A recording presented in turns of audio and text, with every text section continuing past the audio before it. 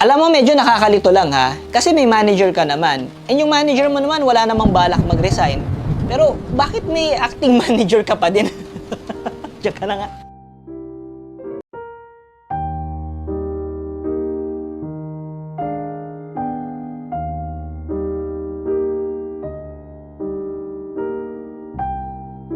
Kapag yung boss mo, kapag kinausap ka ng boss mo, tapos ang pambungad niya sa'yo, ay ikaw lang ang maaasahan niya in terms of quality sa work, alam mo nang kasunod niyan, ha?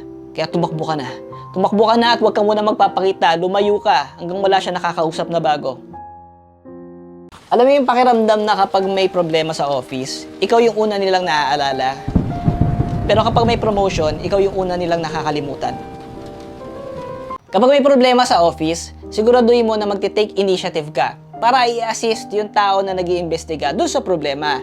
Hindi para tumulong ha, para ma-ensure mo lang na nabura mo na lahat ng ebidensya na magsasabi na ikaw yung pakana ng problema.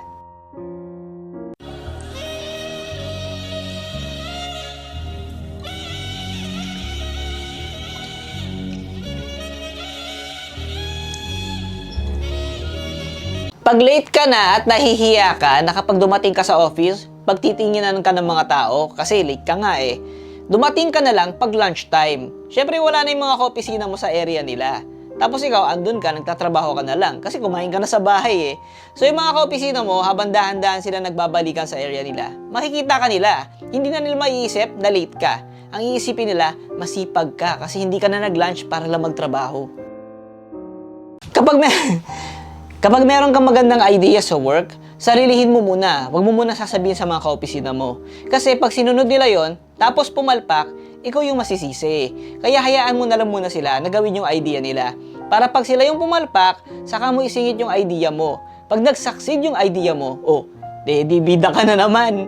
Anyways, pag pumalpak yung idea mo, ilihis mo na lang yung issue. Idiin mo na lang ulit yung mga kaopisina mo na pumalpak nung una.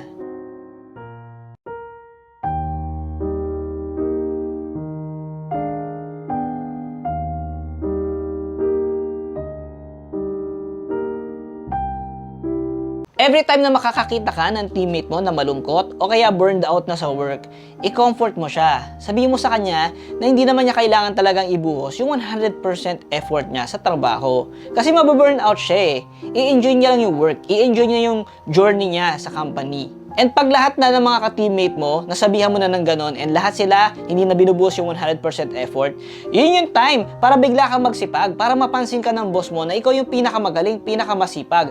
Para sa performance appraisal, ikaw may pinakamalaking increase. Makipagsabwatan ka sa teammates mo para pag nag-Zoom meeting kayo kasama yung boss nyo, tatanungin mo yung boss mo kung sino ba yung babae nakatayo sa likod, kahit wala naman. And sisigundahan ka ng mga teammates mo para lalong matakot yung boss mo. Sa sobrang takot ng boss mo, hindi na magpapaalam sa inyo yun. Isasara na niya yung hood ng laptop niya kasi kailangan na niyang itakbo yun sa sagradong lugar para maipa-bless. Anyways, ang kinaganda nun, hindi na natuloy yung meeting and yung boss mo naturuan mo magsimba.